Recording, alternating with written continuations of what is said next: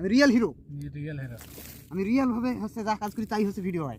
আমি তার মানে রিয়েল হিরো। Real hero. কান্দে কোদাল, হাতে পানির বোতল, 1 লিটার পানি। জমিতে যাইতেছি।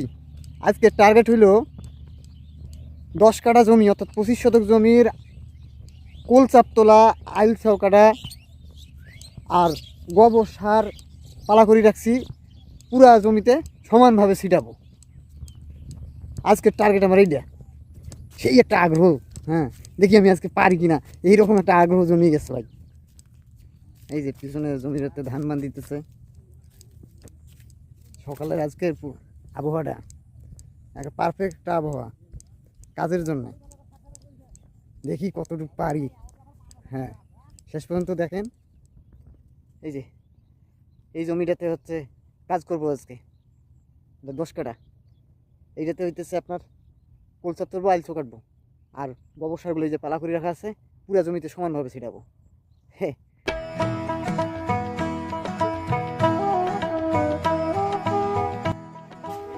আসলে এই মুহূর্তে আমি যে জমিতে কাজ করতেছি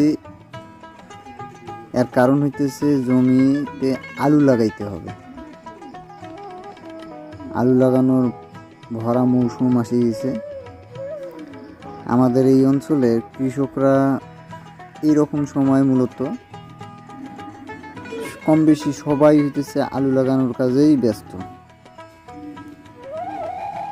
এই কারণে আলু জমিটার মাটিটা তৈরি করতে হবে, তাই কাজে নেমে পড়ছে। পুরা মুখ চোখ ঘামি গেছে। হ্যাঁ, কোদাল পারলে ক্লান্তি একটু আসে। পানি খেতে হবে।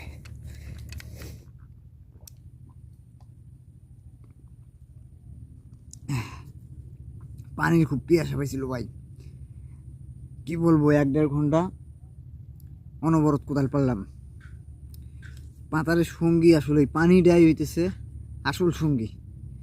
পানি থাকলে কত ক্লান্তি আসে আসুক। মারি দিলাম, আবার সতেজ। কোলচাপ তোলা শেষ, এখন হচ্ছে আইল ছাউ কাটবো। আইল ছাউ কাটা এটা একটা শিল্পের ব্যাপার। একটু কম বেশি হলে আইল কিন্তু বেশি করে কাটা যাবে। আর পাশে আরেকজনের জমি আছে, সেও কিন্তু গালাগালি করতেও পারে। এই জন্য অনেক সতর্ক থাকতে হয় এবং কাটতে হয়। আমি যে প্রফেশনাল এই কাজ করি তেমন না, আমিও শিখতেছি, একটু ভুল হয় আমারও। তো যাই হোক, শিখতে গেলে তো করতে হবে। 8:50 শুরু করছিলাম, ফাইনালি পুরা জমিটার কোলচাপ তোলা, তারপরে আইল ছাউ করা শেষ।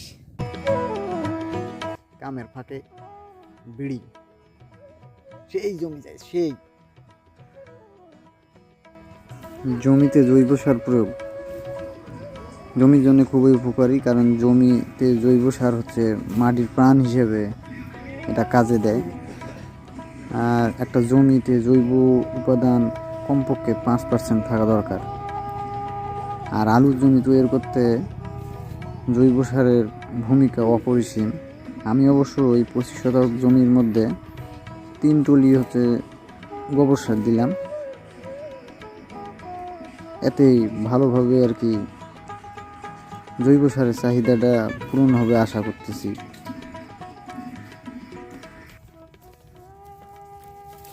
ফাইনালি কাজটা শেষ করে ফেললাম। 8:40 বাড়ি থেকে বাইরেছিলাম, এখানে জমিতে আসতে আসতে প্রায় 8:50। কাজ স্টার্ট করলাম, মাঝখানে আড্ডাও মারছি। এখন বাজে 2:30।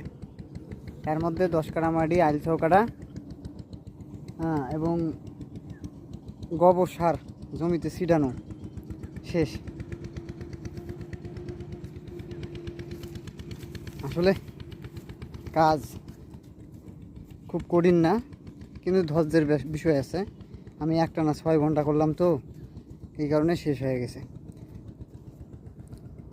যাই হোক, ভালো থাকবেন।